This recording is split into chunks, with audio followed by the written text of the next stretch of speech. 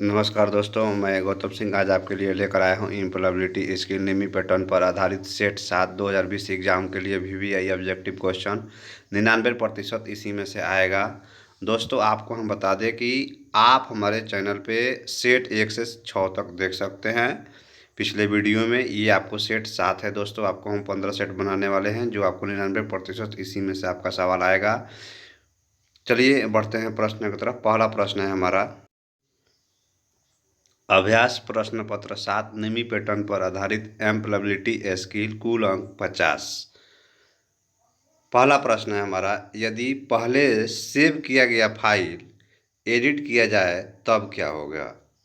यदि पहले सेव किया गया फाइल एडिट किया जाए तो क्या होगा। परिवर्तन को एक्सट्रैक्ट करने हेतु फाइल फिर से सेव करना जरूरी है। परिवर्तन अपने आप फाइल में सेव किए जाएंगे। एक पेज से ज़्यादा लंबाई हो जाने पर एक ही फाइल सेव करनी होगी, इसका नाम बदलना होगा। दोस्तों आपको हम बता दें कि परिवर्तन को स्टोर करने हेतु फाइल फिर से सेव करना जरूरी होता है। तो दोस्तों आपका आंसर हो जाएगा ए नंबर। बढ़ते हैं अगले प्रश्न की तरफ। अगला प्रश्न है हमारा, बजट सृजित किए जाने हेतु इस्तेमाल किए जाने वाले सॉफ्टवेयर को क्या कहा जाता है। Word processing software, graphic software, utility software या स्प्रेडशीट सॉफ्टवेयर।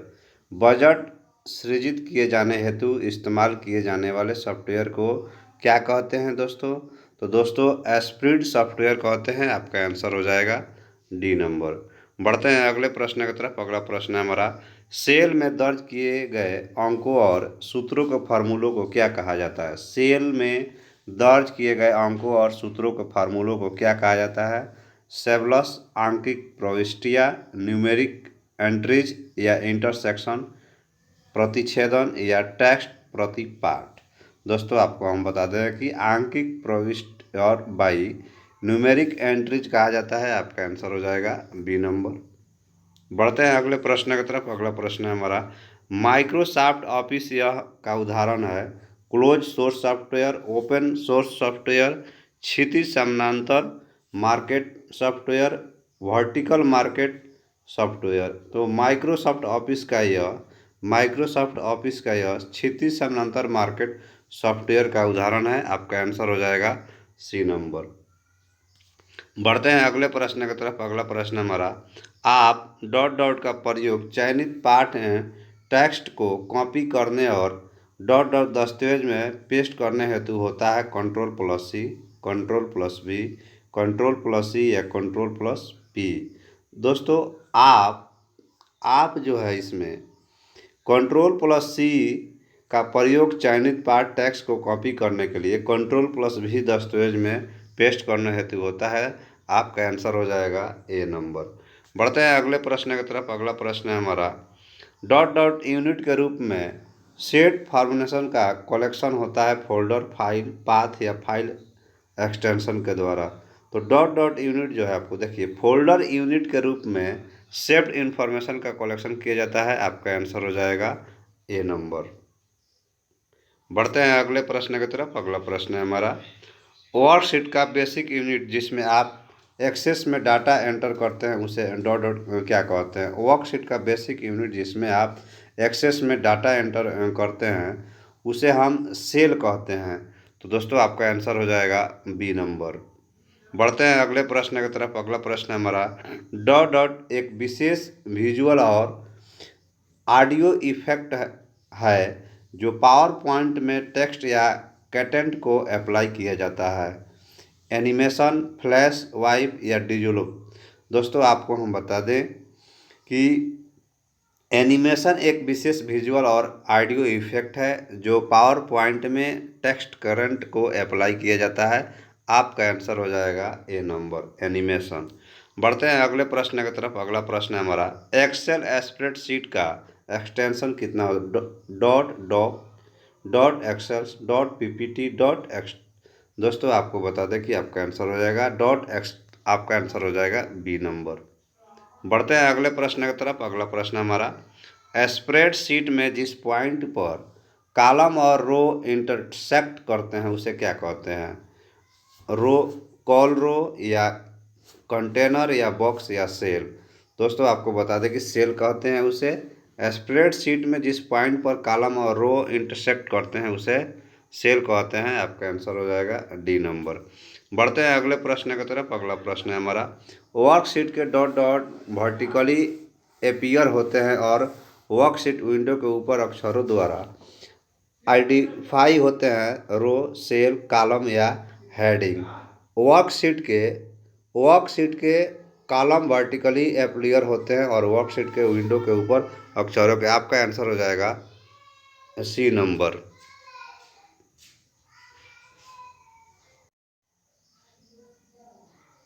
अगला प्रश्न है हमारा, वर्ड में यूजर द्वारा सिलेक्टेड टेक्स्ट के सेटरिंग के लिए शॉर्टकट क्या है?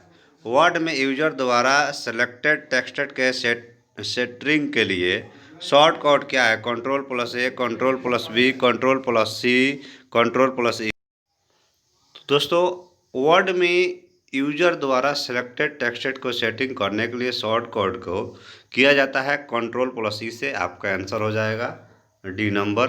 बढ़ते हैं अगले प्रश्न की तरफ। अगला प्रश्न है हमारा, निम्नलिखित में से कौन सा वर्ड संबंधित पद नहीं है? Delete, edit, copy, slide show.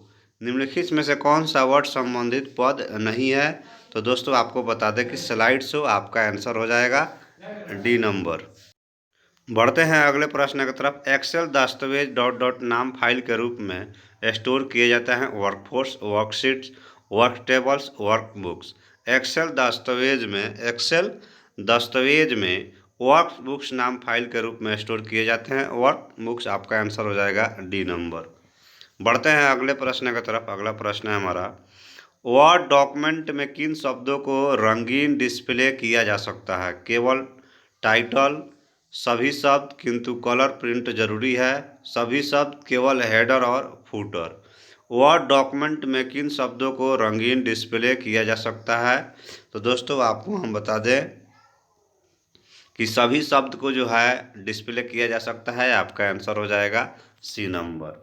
बढ़ते हैं अगले प्रश्न की तरफ। अगला प्रश्न है, बैडगेट शब्द में मुख्य अक्षर क्या है? बैडगेट शब्द में मुख्य अक्षर क्या है? ए, डी, जी, ए, डी, जी या ई। दोस्तों आपको हम बता दें कि बैगेट शब्द में जो अक्षर है आपको मुक्त जो है, तो दोस्तों आपका आंसर हो जाएगा डी, बैगेट होता है।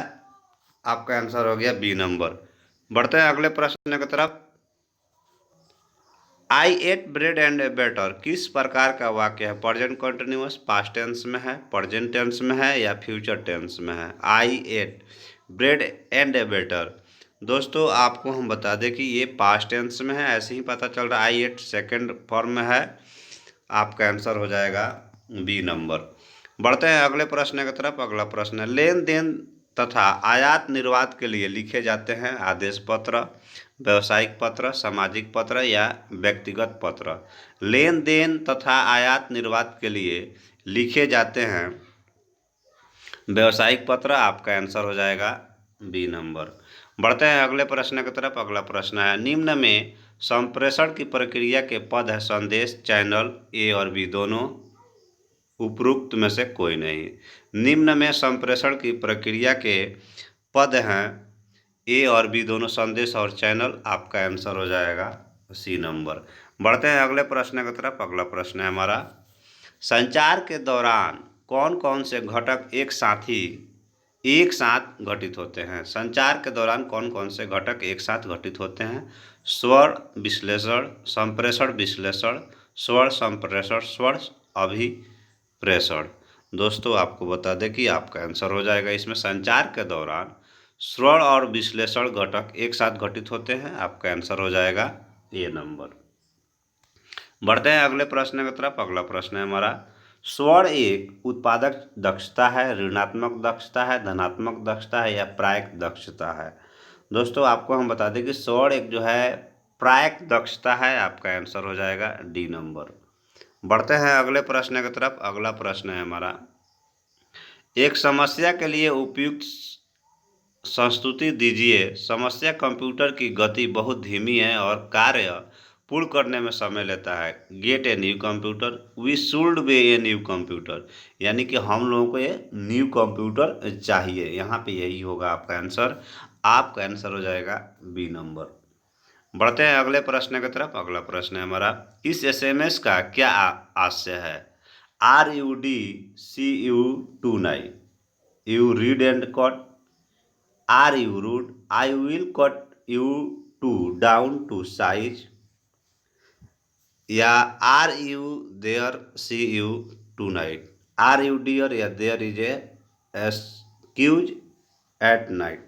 दोस्तों आपको हम बता दें कि आपका are you there see you tonight आपका आंसर हो जाएगा सी नंबर।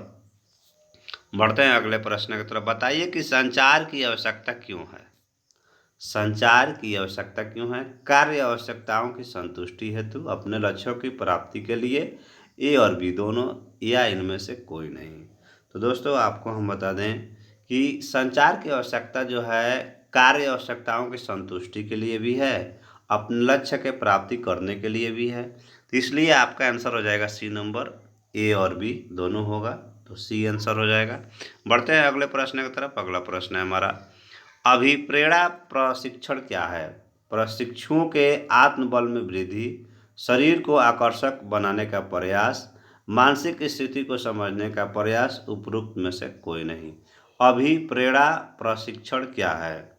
तो दोस्तों आपको बता दें कि यह एक प्रशिक्षुओं के आत्मबल में वृद्धि देता है, यानी कि आपके आत्मबल में वृद्धि देता है अभिप्रेरणा प्रशिक्षण। तो दोस्तों आपका आंसर हो जाएगा ए नंबर। दोस्तों आपको हम बता दें कि हमारा अगला वीडियो होगा सेट 8 2020 एग्जाम के लिए VVI ऑब्जेक्टिव क्वेश्चन 99% इसी में से आएगा। नीमी पैटर्न पर आधारित सभी क्वेश्चन हैं आपके। थैंक यू दोस्तों, राधे राधे दोस्तों। अगर दोस्तों आपने अभी तक हमारे चैनल को सब्सक्राइब नहीं किया है तो चैनल को सब्सक्राइब कर दें, बेल आइकन दबा दें ताकि अगले वीडियो की नोटिफिकेशन आपको मिलते रहे। थैंक यू दोस्तों, राधे राधे दोस्तों।